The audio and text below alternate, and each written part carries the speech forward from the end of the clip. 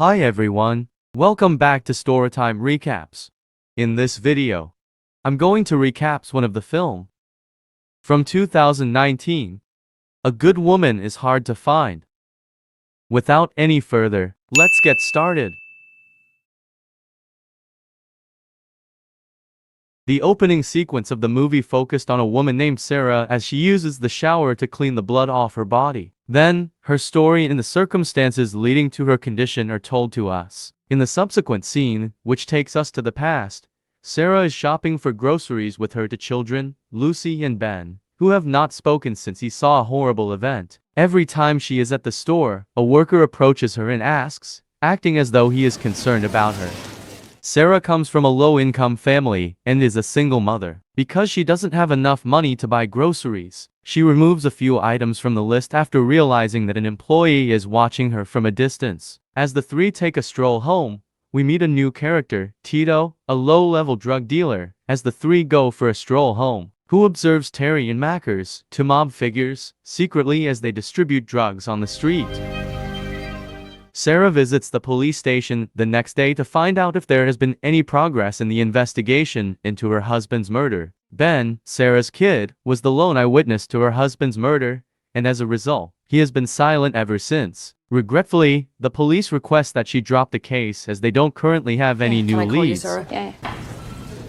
With a heavy heart, she goes to see her mother, who offers that Sarah and the children move in since she knows Sarah is having financial difficulties following the tragic death of her husband. Sarah turns down this offer. Don't know why I can't come back.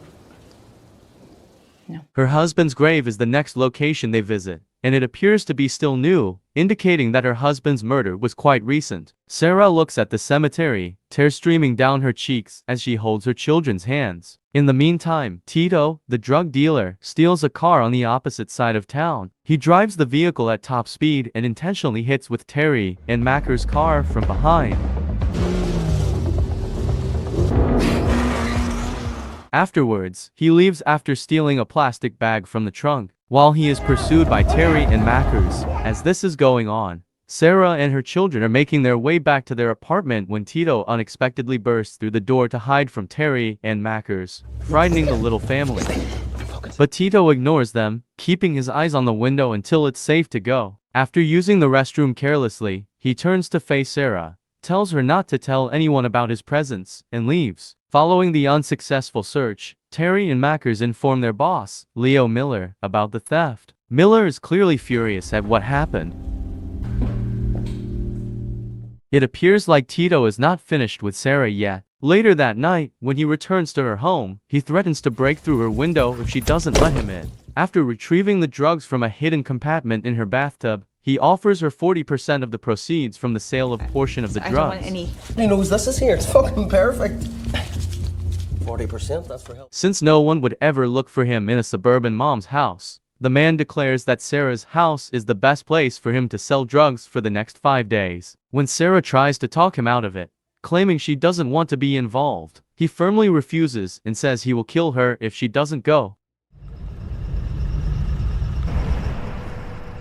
Despite everything that has happened with Tito, Sarah is still committed to identifying her husband's killer. Because the police are hesitant to assist her, she goes to the park where her husband was killed and begs her son Ben to tell her what he saw that night. Ben, however, is still unable to speak. Tito arrives to Sarah's apartment at night with some food and cash from the narcotics he sold during the day. As promised, he gives Sarah some money, but she declines to accept it. Still, he settles in and begins vaping in her living room as she watches TV. Sarah sits down next to Tito, accepting that she would have to spend the next few days with him, and tries to ask him whether he knew her husband by any chance, or if he knows anything about his murder. But when you get older, a good name. Tito shows her sympathy, but informs her that he doesn't know him after she shows him a photo of the family. But after finding out the husband's name, Tito says he's heard the man was a local drug dealer who was most likely slain for it. Tito is adamant about this, which offends Sarah, because she won't accept that her late husband might have been a drug dealer. Get in my fucking face. The following day, while out shopping for groceries, Sarah is observed by the previous employee to be spending a lot at the store. Abruptly, the man asks her how much she charges, presumably thinking she's making easy money. She is shocked by this and leaves the spot right away. What did you say? After return home, Sarah and her kids have a wonderful carefree day. They savor a delicious supper, play together, and watch movies. Subsequently, Sarah discovers that the drugs have disappeared from the restroom. Even worse, she walks into a room, she finds out that Ben has located the drug cache and is playing with it. In a state of fear, she removes the narcotics from his grasp and cleans him up. When Tito arrives that evening, he smashes the glass of her door and enters. Sarah walks out to him and shuts the door to her kid's bedroom before anything horrible happens. Tito discovers that the drugs are gone and finds them where Ben had placed them on the ground. Tito was just about whatever I have. That scared Sarah. Sarah begins to apologize and promises to make up for his loss, but he becomes enraged and snatches her by the throat, demanding that they have sex in order to make up for what happened. Sarah acts as though she will cooperate, but as soon as she has the chance, she smacks him in the head with a vibrator. Get off me! Get off me! He chokes her and pins her to the wall, making her take a knife off the table and stab him in the stomach. The bad guy lays on the ground, dying, right when Sarah's children begin banging on the door to her bedroom, demanding to know what's going on. Sarah plays it off and lets them go. Tito is dead when she gets back to the bedroom. Unfortunately for her, there's more bad news on the way as the police officers knock on her door. They appear to have responded to a neighbor's report of a noise issue and have arrived to investigate. They assume Sarah must just be dating an aggressive alcoholic after discovering an alcoholic beverage in the disorganized kitchen and give her advice to get her act together. She doesn't notify the police of anything, and after they depart, Sarah considers a place to conceal the corpse. In the end, she chooses to visit her mother the following day and for the time being, leave her children at her mother's house. Meanwhile, Tito is being sought after by mafia boss Leo Miller, who has apprehended two of Tito's friends for interrogation. Tito! When they claim to not knowing Tito's location, he uses a hammer to strike one of them in the knee and mercilessly beats the other until death.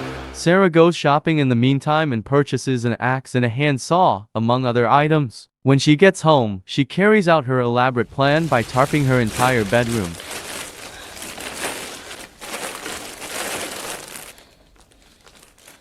She starts by disrobing the corpse, discovering a pistol in the process. After that, she reluctantly begins cutting Tito to pieces, pukes during the unpleasant procedure, but eventually manages to mutilate and put his body parts in several plastic bags. After finishing the work, she does a thorough cleaning. And now we go back to the opening scene of the film where Sarah, covered in blood, washes the blood off her body and face in the shower. Later on that day, she picks up her children and takes them to the doctor since Ben needs to see a psychologist regarding his speech issues. Leo Miller, the mob boss, is opportunistically receiving knuckle treatment in the same building after striking the glass frame earlier in the film. Following the session, the psychologist informs Sarah that Ben hasn't been talking because he's been traumatized by seeing his father killed, and that he will speak when he's ready. Doesn't think he'll be able to deal with. I'm sorry, I know it's one. The small family then starts to leave, but not before Leo Miller gets out of the elevator. To make matters worse, Lucy begins calling Tito, which the mob boss hears. Lucy continues to repeat even after Sarah warns her repeatedly not to. In order to find out where Sarah lives, the gangster follows them home, but for the time being he doesn't attack. Where were you rammed? Exactly where you rammed. That night when she puts her children to bed, Sarah makes her way through the neighborhood, throwing Tito's body pieces in different trash cans. The following day, when she saw her trash being cleaned up, Sarah finds the gangster's vehicle parked in front of her residence. Sadly, the mobsters were able to track her down later and begin to corner Sarah and her children. However, Ben dashes to the street, stops a garbage truck, and just in time to save Sarah. The bin men volunteer to confront them in order to protect Sarah after noticing something is awry. Now that the men are involved, the gangsters start attacking them for interfering. This offers Sarah a chance to flee for her life, and Ben also verifies that Leo killed his father at this point. Sarah then goes to her mother's house to seek safety. She makes Ben a vow later that night that she won't allow the mobster to harm them. She smiles when Ben finally uttered his first words since the day his father passed away. West. However, to her surprise, upon descending the stairs, she finds Leo Miller there. He has secretly entered and is now inquiring as to Tito's location. Sarah makes a commitment to deliver Tito to him within 1 hour. Upon her return, she discovers that Tito's men have completely trashed her home, leaving just a single plastic bag undamaged. She gets dressed up anyhow and heads downtown to Leo Miller's pub. When she gets there, Mackers harshly leads her to the mob boss's basement room. She instructs them to open the bags when the boss inquires about Tito. At this point, Sarah pulls Tito's head out to show them, which makes the boss laugh and the other gangster back off, labeling Sarah crazy. Balls, woman. Not only that, but Sarah is here to inquire about the identity of her husband from these mobsters by mentioning his name. The boss stops laughing, recognizing she has come for revenge, and gives his men the order to kill her. Sarah then removes the gun from Tito's head and shoots Terry and Mackers. Stop! Prior to shooting Leo Miller in the shoulder, seriously wounding him, she asks him, a gunshot to his head, why did he kill her husband? Here, Leo explains that her husband wasn't a drug dealer with hate. He was a random witness at the park who attempted to act like a good man by getting in the way of Leo's plan to kill a debtor. Story, if you ask me. The boss raises his gun to shoot Sarah, but Sarah is quicker and hits him in the head instead. Sarah is ready to leave. She takes a hammer strike to the skull of one of the thugs who begins to groan. She then grabs the CCTV footage, and the killings are subsequently written off as acts of gang-related violence.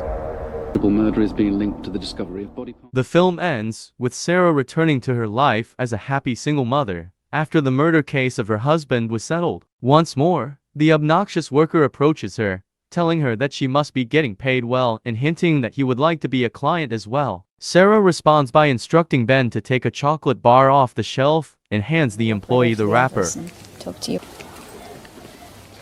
indicating that she will report him to management right away if he doesn't pay for it, claiming that he exposed his privates in front of her kids, and this puts the film to an end. Thanks for watching, and remember to turn on your notifications to watch more movie recaps like this one.